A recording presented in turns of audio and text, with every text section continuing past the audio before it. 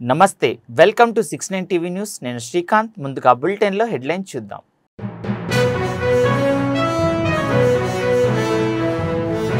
తెలంగాణలో ఘనంగా మహాత్మా జ్యోతిబా పూలే జయంతి వేడుకలు అంబర్పేటలో పూలే విగ్రహానికి నివాళులు అర్పించిన సీఎం రేవంత్ రెడ్డి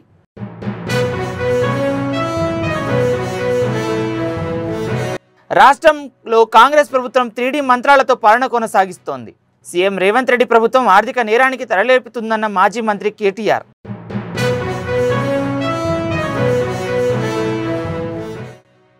తెలంగాణలో సీఎంను మార్చాలని కాంగ్రెస్ హైకమాండ్ ఆలోచిస్తోంది సంచలన వ్యాఖ్యలు చేసిన నిజామాబాద్ బీజేపీ ఎంపీ ధర్మపురి అరవింద్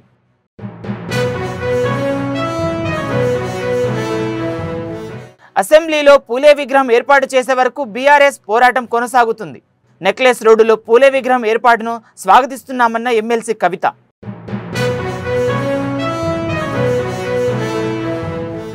ఇక డీటెయిల్స్ చూద్దాం మహాత్మా జ్యోతిబా పూలే జయంతి సందర్భంగా హైదరాబాద్ అంబర్పేటలో సీఎం రేవంత్ రెడ్డి పూలే విగ్రహానికి పూలమాల వేసి ఆయన చిత్రపటానికి నివాళులు అర్పించారు ఈ కార్యక్రమంలో సీఎంతో పాటు పీసీసీ అధ్యక్షుడు మహేష్ కుమార్ గౌడ్ జీహెచ్ఎంసీ మేయర్ గద్వాల విజయలక్ష్మి కాంగ్రెస్ నాయకులు హనుమంతరావు అంజన్ కుమార్ యాదవ్ తదితరులు పాల్గొన్నారు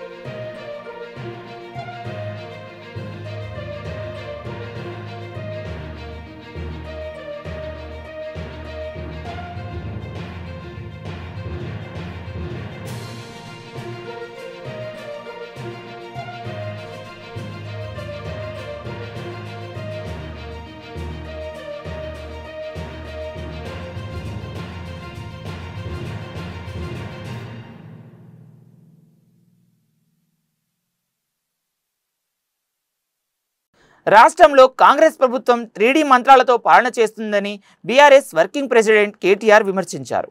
రేవంత్ ప్రభుత్వం ఆర్థిక నేరానికి తెరలేపిందని ఆరోపించారు.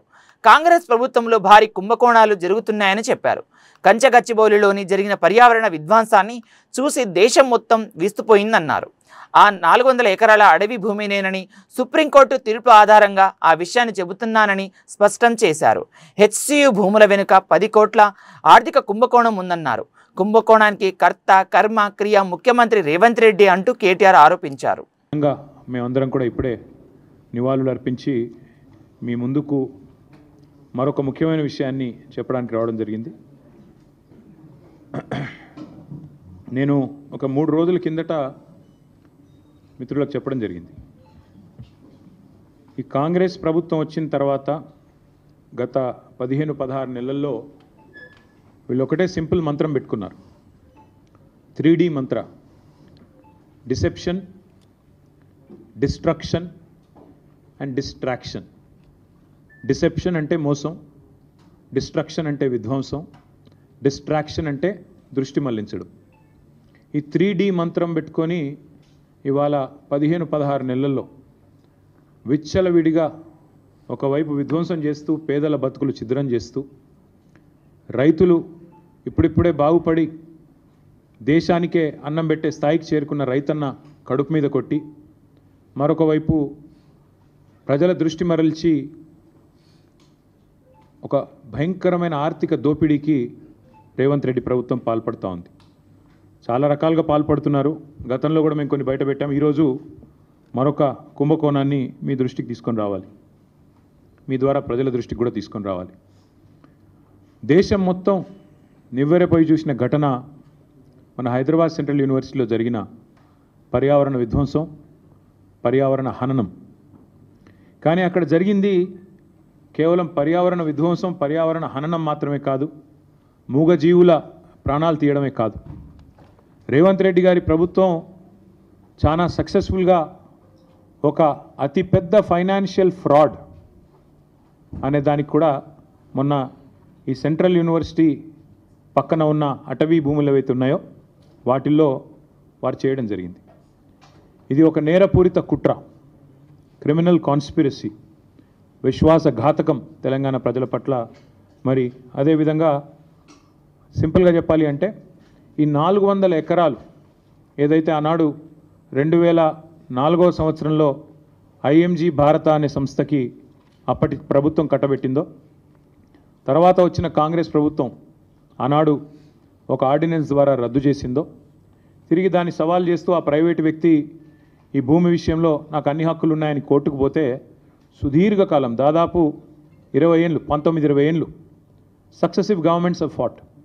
ఆనాడు 2014 వరకు ఉన్న ప్రభుత్వం కొట్లాడింది. తర్వాత 2014 నుంచి 2023 డిసెంబర్ దాకా ఉన్న మా ప్రభుత్వం కూడా కొట్లాడి చివరికి మార్చ్ 2024లో తీర్పు వచ్చింది. ఇది మరి ప్రైవేట్ వ్యక్తికి సంబంధం లేదు. ప్రభుత్వానికి మరి ఏదైతే గతంలో ఇచ్చిన ఆర్డినెన్స్ ఇచ్చారో దాన్ని సమర్థిస్తూ తీర్పు వచ్చింది.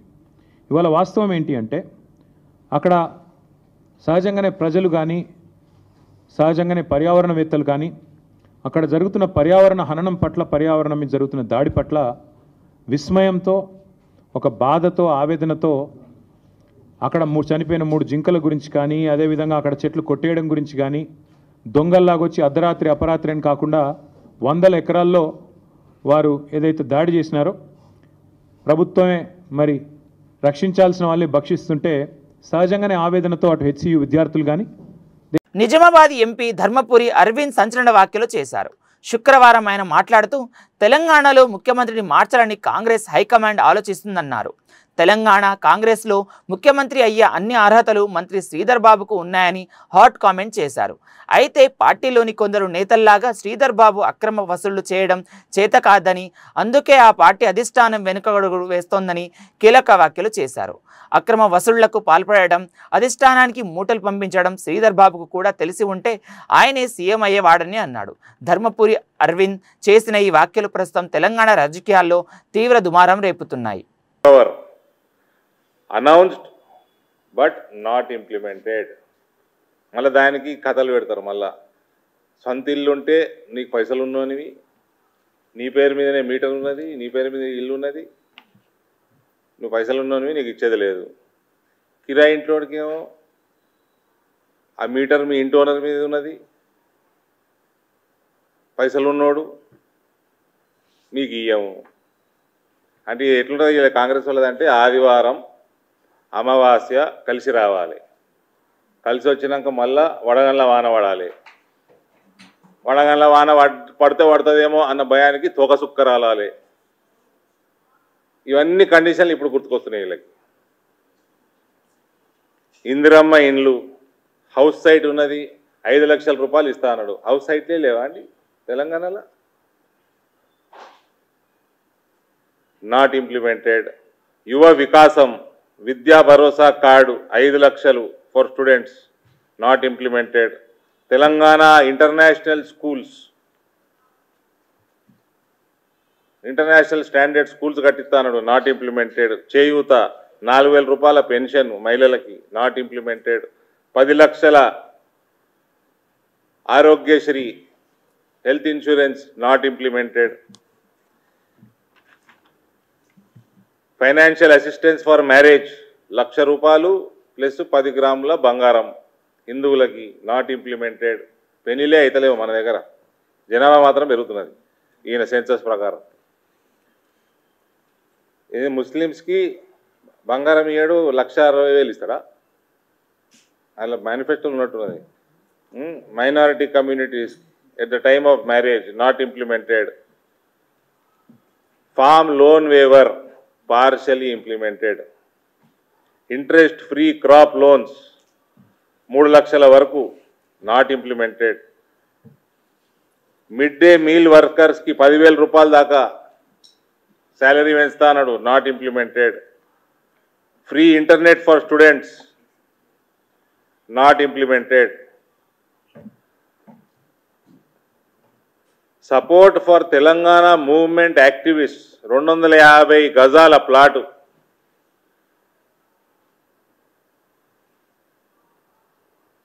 To activist who participated in Telangana statehood movement.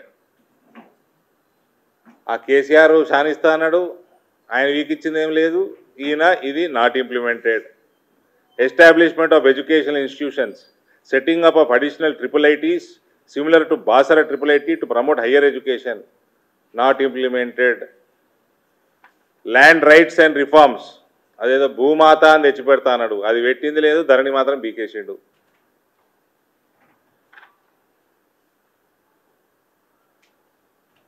Establishment of a land commission to address and resolve all land rights issues, not implemented.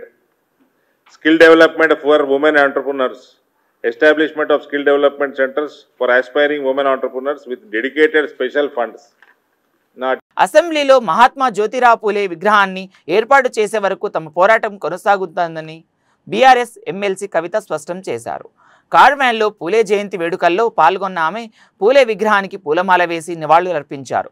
ఈ సందర్భంగా కవిత మాట్లాడుతూ నెక్లెస్ రోడ్డు పరిసరాల్లో పూలే విగ్రహాన్ని ఏర్పాటు చేయాలన్న ప్రభుత్వం ఆలోచన స్వాగతిస్తున్నామని, ముఖ్యమంత్రి రేవంత్ రెడ్డి ట్యాంక్ బండ్పై కాసేపటి క్రితం విగ్రహం ఏర్పాటుకు స్థల పరిశీలన చేశారని తెలిపిందన్నారు. కానీ పూలే విగ్రహాన్ని అసెంబ్లీలో కూడా ఏర్పాటు చేయాలని, అసెంబ్లీలో పూలే విగ్రహం ఏర్పాటు చేసే వరకు పోరాటం కొనసాగుతుందని కవిత స్పష్టం చేశారు. మరి వాళ్ళ మనం కోరుతున్నది ఒకటే, ఈ పూలే గారు మనకు మార్గదర్శనం చూపియాలి. ఎట్లా అయితే ఇవాళ కారవాన్ చౌరస్తాలో ఉన్నారో అట్లా ఇదే పూలే విగ్రహం అసెంబ్లీలో ఉండాలనేటటువంటిది మనం ప్రధానంగా డిమాండ్ చేస్తున్నాం. తెలంగాణ జాగృతి మరి మీ అందరికీ తెలుసు, ముందు నుండి కూడా సామాజిక న్యాయం కోసం పనిచేస్తున్న సంస్థ. ఇవాళ కాదు, 15 ఏళ్ల కింద అసెంబ్లీలో అంబేద్కర్ విగ్రహం పెట్టాలని ఆనాడు ఉమ్మడి ఆంధ్రప్రదేశ్లోనే 72 గంటలు నేను దీక్ష చేయడం జరిగింది. ఆ తర్వాత తెలంగాణ రాకముందే ఉమ్మడి ఆంధ్రప్రదేశ్లో అసెంబ్లీలో అంబేద్కర్ విగ్రహాన్ని సాధించుకున్నాం. అందుకనే అదే కోవలో ఇవాళ పూలే ఉండాలని అడుగుతున్నాం. మరి ప్రభుత్వం దిగి వచ్చి పూలే విగ్రహం అసెంబ్లీలో ఇప్పుడు కాదు కానీ ట్యాంక్ బండ్ మీద పెడతామని ఇవాళ పూలే జయంతి సందర్భంగా ప్రకటించడం జరిగింది. ఇప్పుడు ఇక్కడ మనం కార్వాన్లో మీటింగ్ పెడుతున్నాం, మాట్లాడుతున్నాం. ఇదే టైంలో తెలంగాణ ముఖ్యమంత్రి గారు అక్కడ ట్యాంక్ బండ్ మీదకి వెళ్ళి స్థలాన్ని కూడా పరిశీలన చేయడం జరిగింది. మేము తప్పకుండా దాన్ని స్వాగతిస్తున్నాం. పూలే బొమ్మలు ఎన్ని ఉంటే అంత మంచిది, కానీ ఉండాల్సిన చోట కూడా తప్పకుండా ఉండాలి. అసెంబ్లీలో ఖచ్చితంగా ఉండాలి. అసెంబ్లీలో పూలే విగ్రహం పెట్టేంత వరకు కూడా అసెంబ్లీలో పూలే విగ్రహం పెట్టేంత వరకు కూడా మన పోరాటం కొనసాగించాల్సిన అవసరం ఉన్నది. ఎందుకోసం ఈ మాట చెప్తున్నామంటే, మనము పూలే విగ్రహం అసెంబ్లీలో పెట్టాలి. దాంతోపాటు మా బీసీలం మేమెంతుంటే మాకంత రిజర్వేషన్ ఇవ్వాలని చెప్పి కొట్లాట మొదలుపెట్టినాం. అది ముందుకొచ్చింది, కుల గణన జరిగింది. దాని తర్వాత ఇవాళ 42% రిజర్వేషన్ బిల్లు అసెంబ్లీలో పాస్ అయింది. కానీ ఆ బిల్లు అసెంబ్లీలో పాస్ అయింది, కానీ ఇంకా నిజం కాలేదు. అది నిజం కావాలంటే ఢిల్లీలో రాష్ట్రపతి దగ్గర కూడా పాస్ కావాలి. మరి ఇవాళ పూలే విగ్రహం అసెంబ్లీలో వద్దు అని మనం ఇప్పుడే జబ్బలు జారేస్తే 42% రిజర్వేషన్ కూడా అటే పోతుంది. కాబట్టి అసెంబ్లీలో పెట్టిన 42% బిల్లు పాస్ కావాలి, పూలే విగ్రహం కూడా రావాలి. దాంతో పాటు ఇంకొక మాట, కారవాన్లో ఇప్పుడు నా దగ్గర లిస్ట్ ఉన్నది 61 పేర్లు. అందరి పేరు కూడా నేను చదువుతా, ఎందుకంటే ఈ ఒక్కొక్క పేరు ఒక్కొక్క కుల సంఘానికి సంబంధించిన నాయకుడిది. సో ఇవాళ మేము అడిగేది ఏంటంటే, బీసీలు అంటే 1-2 కులాలు కాదు, 120 కులాల పైచిలకు వాళ్ళందరినీ కలిపి మనం బీసీ సమాజం అంటున్నాం. మరి ఇవాళ అటువంటి బీసీ సమాజంలో ఈ ప్రభుత్వం ఏం చేసింది? లెక్కలు పెట్టినాం అంటుంది. కానీ చాలామంది ఈ హైదరాబాద్లో మాకు కంప్లైంట్ చేసిండ్రు, జిల్లాలలో మాకు కంప్లైంట్ చేసిర్రు, అక్క సరిగ్గా రాలేదు, మా ఇంటికి రానే లేదు, వస్తే కూడా వివరాలు సరిగ్గా తీసుకోలేదని కంప్లైంట్ చేసిర్రు. చాలామంది మా లెక్కలు మేము రాపించుకోలే అన్నారు. మరి అందుకని నేను ఇవాళ ప్రభుత్వాన్ని మీ అందరి ముందు ఒక విషయం అడగదలుచుకున్నా. మీరు లెక్కలు పెట్టినామంటున్నారు, ఆ లెక్కలు బాదాపుతా డిస్ప్లే పెట్టండి. ఏలూరు జిల్లా అరిగిపల్లి మండలం వడ్లమానులో సీఎం చంద్రబాబు పర్యటించారు. మహాత్మా జ్యోతిరావు పూలే జయంతి కార్యక్రమంలో భాగంగా సీఎం అక్కడికి వెళ్లారు. గ్రామంలో కుల వృత్తులు చేసుకునే వారికి ఇళ్లకు వెళ్లి సమస్యలు అడిగి తెలుసుకున్నారు. బీసీ సామాజిక వర్గానికి చెందిన నక్కబోయిన కోటయ్య ఇంటితో పాటు ఆయన పశువుల పాకను పరిశీలించారు. అనంతరం బీసీ వర్గానికి చెందిన బత్తుల జగన్నాథం క్షౌరశాలను చంద్రబాబు పరిశీలించారు. ఆయనతో మాట్లాడారు. జగన్నాథం ఆర్థిక పరిస్థితిని అడిగి తెలుసుకున్నారు. అత్యాధునిక పరిసరాలతో కూడిన కిట్ను ఆయనకు సీఎం బహుకరించారు. భాగస్వామ్యం, దీంతో కొంతమంది వ్యక్తులు పెట్టుబడులు పెట్టి వాళ్ళు బాగుపడి సమాజ హితం కోసం పనిచేశారు. ఈరోజు మీరు ఒక్కసారి చూస్తే ఈ టెలిఫోన్స్ ఉన్నాయి. ఈ టెలిఫోన్స్ అన్నీ కూడా కొన్ని గవర్నమెంట్ ఉన్న ప్రైవేటు వ్యక్తులందరూ వేసి మనకు సేవలు అందిస్తున్నారు. అదే సమయంలో వాళ్ళు కూడా డబ్బులు కొంతవరకు సంపాదించుకున్నారు. కరెంటు విషయంలో అదే జరుగుతుంది, రోడ్ల విషయంలో అదే జరుగుతుంది, పోర్ట్లు ఇలాంటివి చాలా వచ్చాయి. ఈరోజు నేను ఆలోచించిన విధానం, ప్రభుత్వం ప్రైవేట్ పీపుల్ భాగస్వామ్యంతో మిమ్మల్ని అందరినీ ఆదుకునే కార్యక్రమానికి శ్రీకారం చుట్టాను. జీరో పావర్టీ అన్నాను, తెలుగులో ఎతికాను కానీ మంచి పేరు దొరకలేదు, అందుకే ఇదే బాగా అర్థమవుతుందని జీరో పావర్టీ అన్నాను.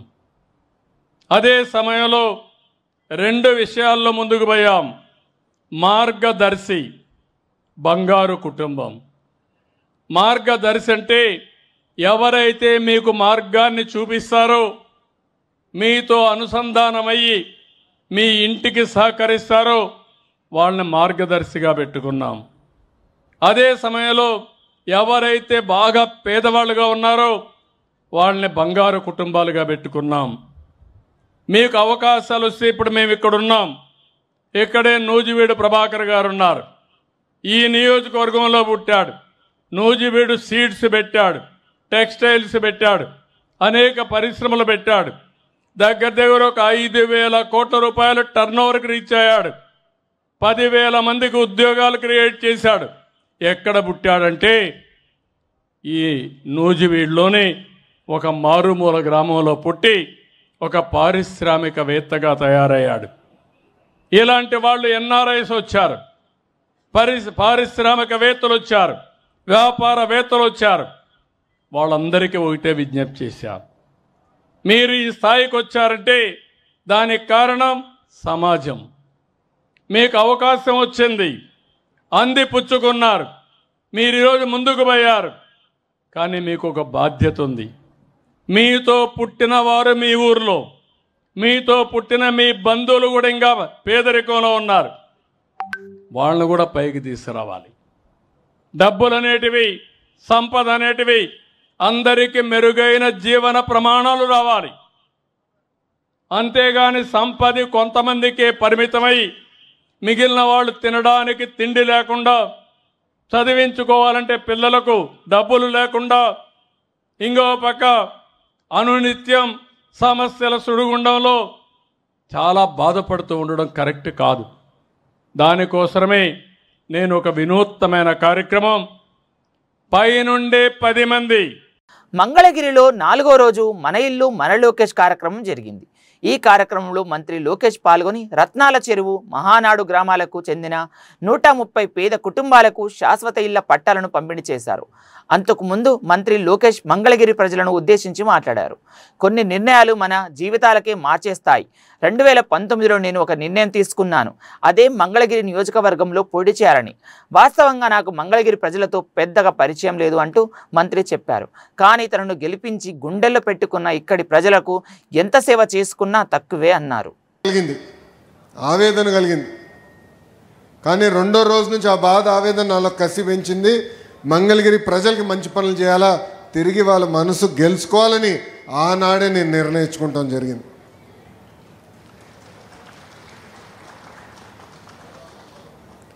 ఒక్కసారి ఆలోచించండి.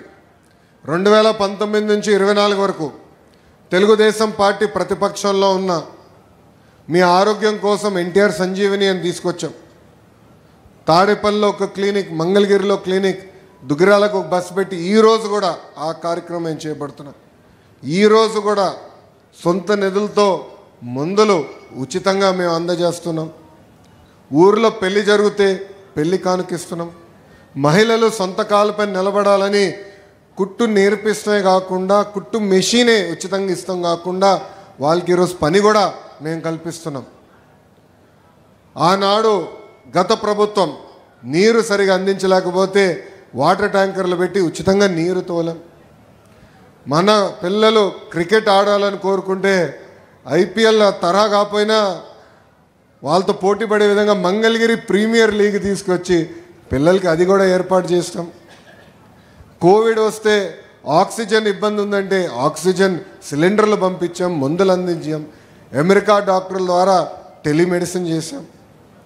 ఇట్లా దాదాపు 26 సంక్షేమ కార్యక్రమాలు మంగళగిరి ప్రజల కోసం ఆనాడు నేను చేస్తాం జరిగింది. కరెక్ట్గా 24 ఎన్నికలు వచ్చింది. చాలామంది నాకు చెప్పారు, మీరు 2 స్థానాల్లో పోటీ చేయండి, ఆల్రెడీ మీరు ఇబ్బంది పడ్డారు, మళ్ళీ మీరు ఇబ్బంది పడకూడదని. నేను వాళ్ళకు ఒకటే చెప్పా, 5 సంవత్సరాలు కష్టపడ్డాను, మంగళగిరి ప్రజల మనసు గెలుచుకున్నానని నేను భావిస్తున్నా. ఒకే స్థానంలో పోటీ చేస్తా, అది మంగళగిరిలో నేను పోటీ చేస్తా అని చెప్పాను. ప్రచారంలో మీ దగ్గరికి వచ్చా. నేను ఆనాడు మీకు కొన్ని విషయాలు చెప్పా. ఏ మెజారిటీ అయితే నేను ఓడిపోయానో దాని పక్కన ఒక 0 పెట్టి నన్ను గెలిపించమని ఆనాడు నేను మిమ్మల్ని కోరా. మీరు నాకు ఎంత ఎక్కువ మెజారిటీ ఇస్తే అంత బలం వస్తుంది, పనిచేసేందుకు అవకాశం ఉంటుందని ఆనాడు కోరా. సర్వేలు చూసాం, అన్ని పార్టీలు సర్వేలు చేస్తాయి, మేము చేసాం. కుప్పం కన్నా వెనుకబడి ఉన్నాం 1%. కానీ ఆ రోజు మీరు చూపించిన ప్రేమ, అభిమానం నేను చూసి నేను బాబు గారికి ఛాలెంజ్ చేశా, మీకన్నా 1 ఓటు మెజారిటీ ఎక్కువ నాకు వస్తుంది సార్ అని. అప్పుడు బాబు గారు అన్నారు, కుర్రోలు స్పీడ్ ఎక్కువ మీకు అని. కానీ ఈరోజు నేను గర్వంగా ఇక్కడ నుంచి చెప్తున్నా, మంగళగిరి ప్రజలు ఎవ్వరు ఊహించిన విధంగా 91,000 మెజారిటీ నన్ను గెలిపించి శాసనసభకు పంపించారు. అమ్మా, మీరు ఇచ్చిన మెజారిటీ కొండంత బలం. ఒక్క సీసీ కెమెరా 100 మందితో సమానమని రాచకొండ పోలీస్ కమిషనర్ సుధీర్ బాబు అన్నారు. మేడ్చల్ జిల్లా నాగారంలోని ల్యాండ్ మార్క్ కన్వెన్షన్ హాల్లో రాచకొండ పోలీస్ కమిషనరేట్ పరిధిలోని 11 పోలీస్ స్టేషన్లలో ఏర్పాటు చేసిన 1460 సీసీ కెమెరాలను సిపి సుధీర్ బాబు ప్రారంభించారు. ఈ సందర్భంగా ఆయన మాట్లాడుతూ నేరాల నియంత్రణకు సీసీ కెమెరాలు ఎంతగానో తోడ్పడతాయని తెలిపారు. ప్రతి ఒక్కరూ వారి వారి ఇళ్లల్లో కాలనీలలో సీసీ కెమెరాలను ఏర్పాటు చేసుకుంటే నేరాలను తగ్గించడమే కాకుండా నిందితులను వెంటనే పట్టుకునే అవకాశం ఉంటుందన్నారు.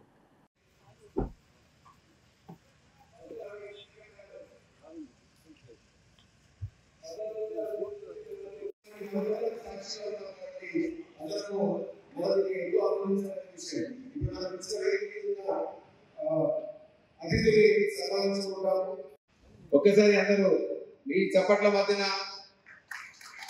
చాలా అద్భుతమైన ప్రోగ్రామ్ ఇది. మీ భద్రత కోసం, సమాజ భద్రత కోసం మన కెమెరా తీసుకుంటున్నాను. Wonderful sir, thank you sir. ఒక్కసారి ఒక గ్రూప్ ఫోటో సిటీ గారు.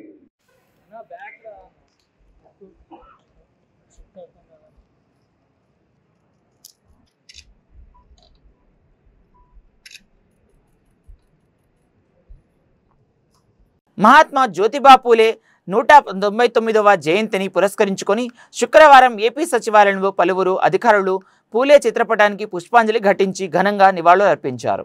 సీఎం కార్యదర్శి ఏవి రాజమౌళి, రాష్ట్ర సాధారణ పరిపాలన శాఖ ముఖ్య కార్యదర్శి ముఖేష్ కుమార్ మీనా, ఐటీ శాఖ కార్యదర్శి కాటమనేని భాస్కర్ తదితర అధికారులు జ్యోతిబా పూలే చిత్రపటానికి పుష్పాంజలి ఘటించి నివాళులు అర్పించారు.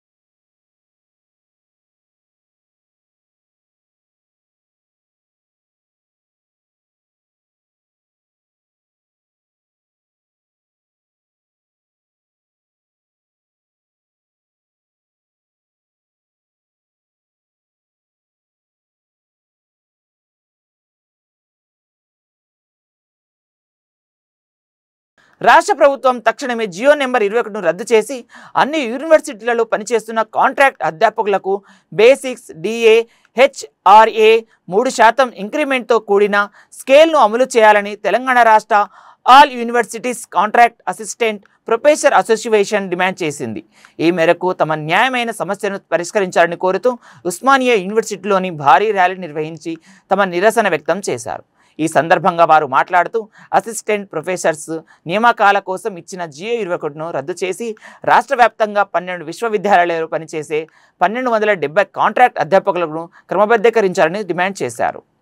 ఆర్ట్స్ కాలేజ్ నుండి అడ్మినిస్ట్రేటివ్ బిల్డింగ్ వరకు నిరసన ర్యాలీ తీస్తూ అడ్మినిస్ట్రేటివ్ పొజిషన్లో ఎవరైతే ఉన్నామో మేము కాంట్రాక్ట్ టీచర్లు అందరూ రిజైన్ చేస్తూ ఆ రిజిగ్నేషన్ను మేము అడ్మినిస్ట్రేషన్కు సబ్మిట్ చేయబోతున్నాము.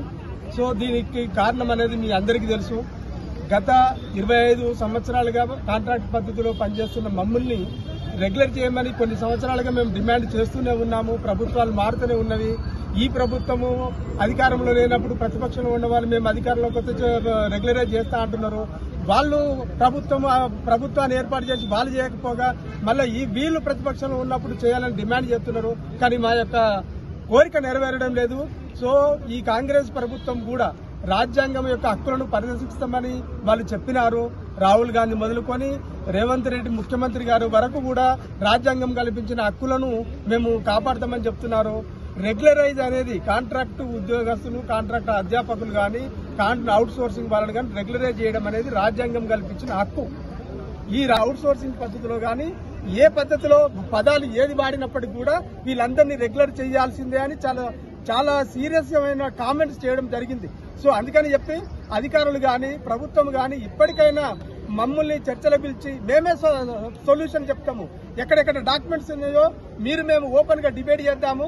డిబేట్ చేసిన తర్వాత నిజంగానే మేము 100 కారణాలు చూపెడతాము, మీరు ఒక కారణం చూపెట్టండి, దాన్ని బట్టి మేము డిసైడ్ చేస్తామని చెప్తున్నాం. కాబట్టి దయచేసి మేము ఈ రోజు బీసీ దగ్గరికి వెళ్లి మేము చెప్పేది ఏంటంటే, ఈ రోజు రాష్ట్ర వ్యాప్తంగా ఉన్నటువంటి 12 యూనివర్సిటీలలో అందరూ ఇదే ప్రోగ్రాం చేస్తున్నాము.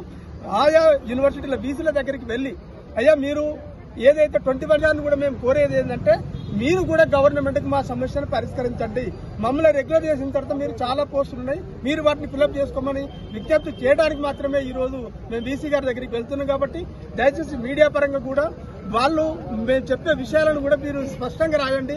వాళ్ళు మీడియా పరంగా చెప్తున్నారు. ఈ రోజు ఈనాడు పేపర్లు వచ్చింది, ఎక్కడ కూడా రెగ్యులరైజ్ కు యూజీసీ గానీ సుప్రీంకోర్టు గైడ్ లైన్స్ గానీ ఎక్కడ అడ్డు రావనే విషయాన్ని మీరు కూడా స్పష్టంగా రాయాలని మేము విజ్ఞప్తి చేస్తున్నాం. బీఆర్ఎస్ ప్రభుత్వం ఉన్నప్పుడు తెలంగాణ రాష్ట్రంలో కాంట్రాక్ట్ టీచర్లు గానీ కాంట్రాక్ట్ ఉద్యోగులందరినీ రెగ్యులరైజ్ చేస్తామని చెప్పేసి వాళ్ళు మేనిఫెస్టోలో పెట్టి మరి తెలంగాణ రాష్ట్రంలో ఉన్న కాంట్రాక్ట్ వ్యవస్థను మొత్తం రెగ్యులరైజ్ చేసింది. జేఎల్ వాళ్ళని చేసింది, డిఎల్ వాళ్ళని చేసింది, పాలిటెక్నిక్ లెక్చరర్లను చేసింది.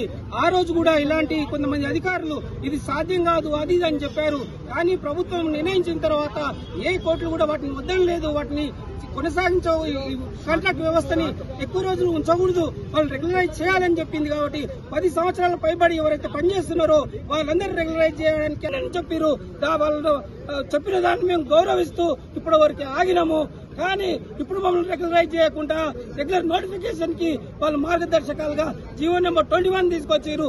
దీన్ని నిరసిస్తూ మేము అన్ని 12 విశ్వవిద్యాలయాల్లో పెద్ద ఎత్తున ఉద్యమాలు స్టార్ట్ చేయడం జరిగింది. ఇప్పటికైనా ప్రభుత్వం కళ్ళు తెరిచి ఈ యూనివర్సిటీలను మరి ఒక తెలంగాణ ఉద్యమం లాగా ముందుకు తీసుకెళ్లి ప్రభుత్వం చెడ్డ పేరు రాకుండా తక్షణమే కాంట్రాక్ట్ టీచర్లను రెగ్యులరైజ్ చేయాలి.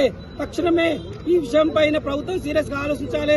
కొంతమంది వీసీలు వాళ్ళ స్వలాభం కొరకు వాళ్ళ ప్రయోజనాల కొరకు ప్రభుత్వాన్ని తప్పుదో పట్టిస్తున్నారు. వాళ్ళు ఇప్పటికైనా దాన్ని అర్థం చేసుకుని రెగ్యులరైజ్ చేయాలని కోరుతున్నాం. 12 యూనివర్సిటీస్ లో కాంట్రాక్ట్ టీచర్స్ మా డిమాండ్ ఒక్కటే, మా అందరికి రెగ్యులరైజ్ చేయాలి. మా డిమాండ్ ఏది కొత్త డిమాండ్ కాదు. లాస్ట్ 12 ఇయర్స్ నుంచి బీఆర్ఎస్ ప్రభుత్వం కానీ కాంగ్రెస్ ప్రభుత్వంకి మేము ఒక్కటే కోరుకుంటున్నాం, మాకు రెగ్యులరైజ్ చేయండి. మేము రిక్రూట్మెంట్ కి వ్యతిరేకం కాదు, కానీ మా ఇష్యూస్ సాల్వ్ చేసిన తర్వాతనే మీరు రిక్రూట్మెంట్ చేయడానికి సిద్ధం, మీరు చేసుకోండి, మాకు అభ్యంతరం అస్సలు లేదు. మా డిమాండ్స్ మీట్ అవ్వకపోతే మేము ఫ్యూచర్ లో మా ప్రొటెస్ట్ ఇంకా అగ్రెసివ్ గా చేయాల్సి వస్తుంది. దయచేసి ఆనరబుల్ చీఫ్ మినిస్టర్ గారు మా సమస్యలకి విని తొందరగా పరిష్కారం చేస్తారని మేము కోరుకుంటున్నాం. సూర్యాపేట జిల్లా టేకులమట్ల గ్రామంలో ఐకేపీ 1 కేంద్రాన్ని తెలంగాణ పర్యాటన అభివృద్ధి కార్పొరేషన్ చైర్మన్ పటేల్ రమేష్ రెడ్డి ప్రారంభించారు. ఈ సందర్భంగా ఆయన మాట్లాడుతూ కాంగ్రెస్ ప్రభుత్వం రైతుల పక్షపాత ప్రభుత్వం అన్నారు. రైతుల సంక్షేమం కోసం సీఎం రేవంత్ రెడ్డి నాయకత్వంలో కాంగ్రెస్ ప్రభుత్వం గత 15 నెలల్లో 50,000 కోట్ల రూపాయలు ఖర్చు చేసిందని తెలిపారు. గతంలో వైఎస్ రాజశేఖర రెడ్డి ముఖ్యమంత్రిగా ఉన్న కాలంలో రైతుల నుండి నేరుగా ధాన్యం కొనుగోలు చేయడానికి, ధాన్యం కొనుగోలులో దళారుల పాత్ర లేకుండా చేయడానికి ప్రతి గ్రామంలో ఐకేపీ కేంద్రాలను ఏర్పాటు చేసి స్థానిక పొదుపు సంఘాల మహిళలకు కేంద్రాల నిర్వహణ బాధ్యతలు అప్పగించారని ఈ సందర్భంగా ఆయన గుర్తు చేశారు.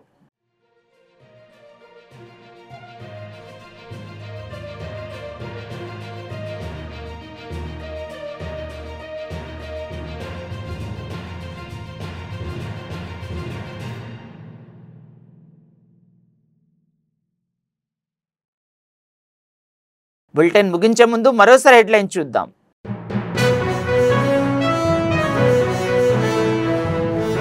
తెలంగాణలో ఘనంగా మహాత్మా జ్యోతిబా పూలే జయంతి వేడుకలు. అంబర్పేటలో పూలే విగ్రహానికి నివాళులు అర్పించిన సీఎం రేవంత్ రెడ్డి.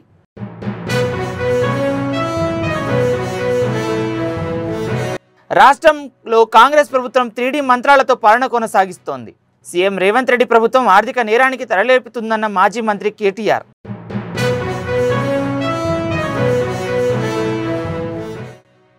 తెలంగాణలో సీఎంను మార్చాలని కాంగ్రెస్ హైకమాండ్ ఆలోచిస్తోంది. సంచలన వ్యాఖ్యలు చేసిన నిజామాబాద్ బీజేపీ ఎంపీ ధర్మపురి అరవింద్.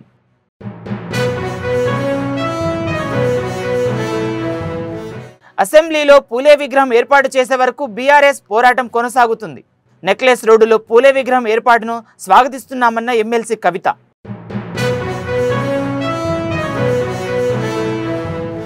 మరిన్ని అప్డేట్స్ కోసం చూస్తూనే ఉండండి 69 టీవీ న్యూస్.